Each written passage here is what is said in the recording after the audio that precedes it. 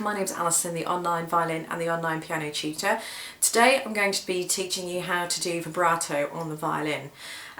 Before I get into any of the exciting details into vibrato, I just need to say that vibrato is not an overnight thing. Vibrato is something that will take months and months and months to develop, but if you keep working on it, one day it will click and you will have it. Trust me, it's not an overnight thing, it's not a week thing or a 2-week thing. It will take a long time to develop, but it will gradually get better and better. So to start with, it will sound rubbish and it won't sound very good at all, but you must stick with it and you will get better and better. So let's get into it. So I would normally start teaching vibrato to my students if they had the violin just tucked under their arm like this. So the violin was sideways, if you like. I always get them to start with their middle finger or finger 2, if you want to call it that, because I think it's probably the easiest finger to do vibrato on. The second finger is easier to do, probably the easiest.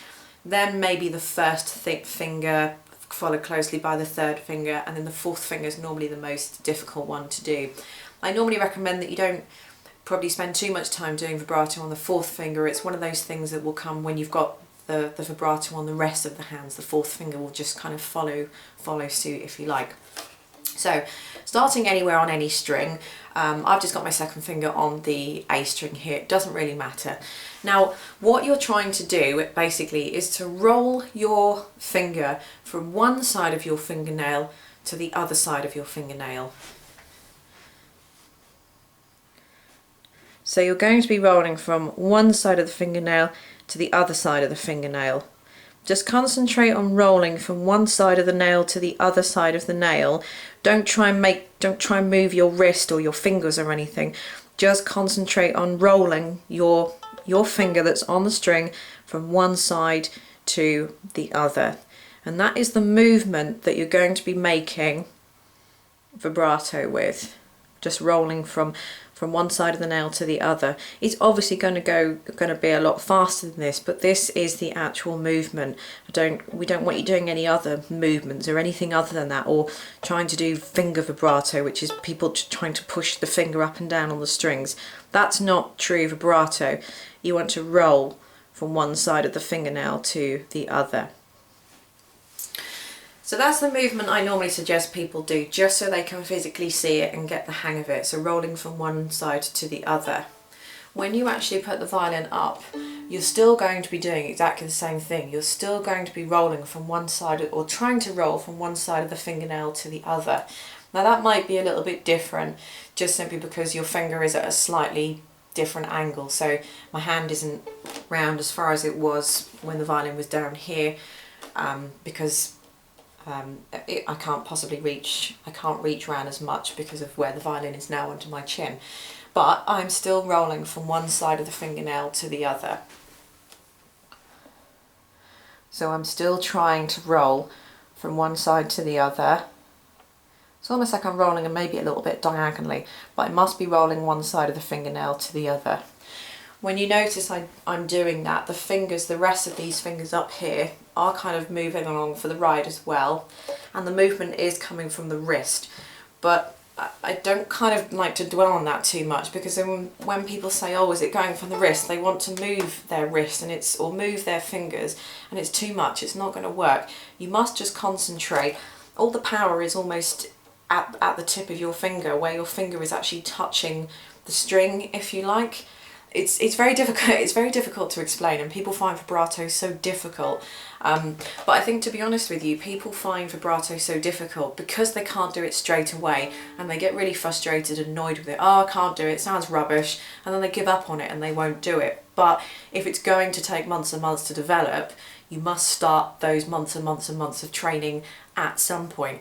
The more you put it off, you know, the further away you're going to get to the goal, because it's still going to, if it's going to take you, for example, 6 months, I don't know, to get the hang of vibrato, and you started that in January, by say June you're going to have got it. But if you start in January, give up because it doesn't sound rubbish, and then you don't start until the following Christmas, then you know you've put yourself back a year or so, because it's going to take that amount of months to go for it. So this would be the sort of sound that I would expect to be coming from a student who's first having a go at this.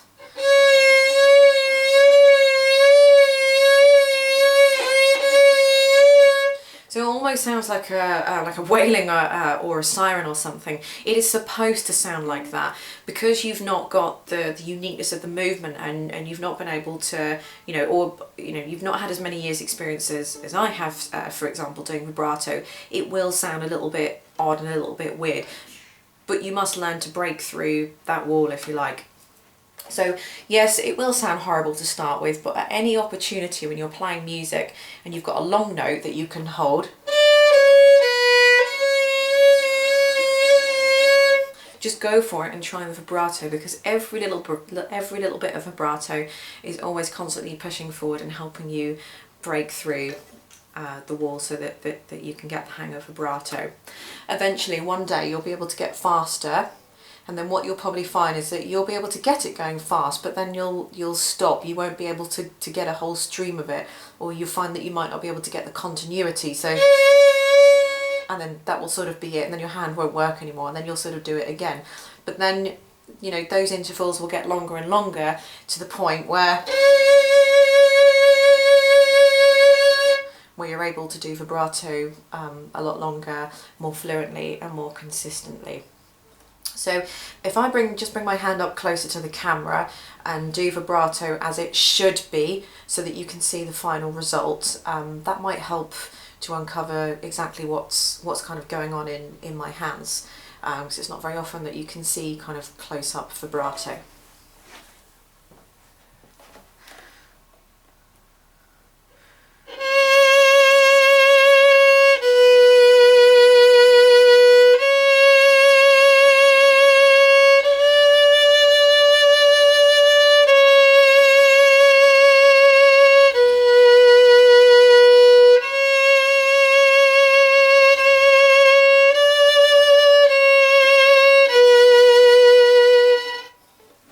So when you get a little bit more experience, you will be able to vary the speed of the vibrato as well, and that will just give you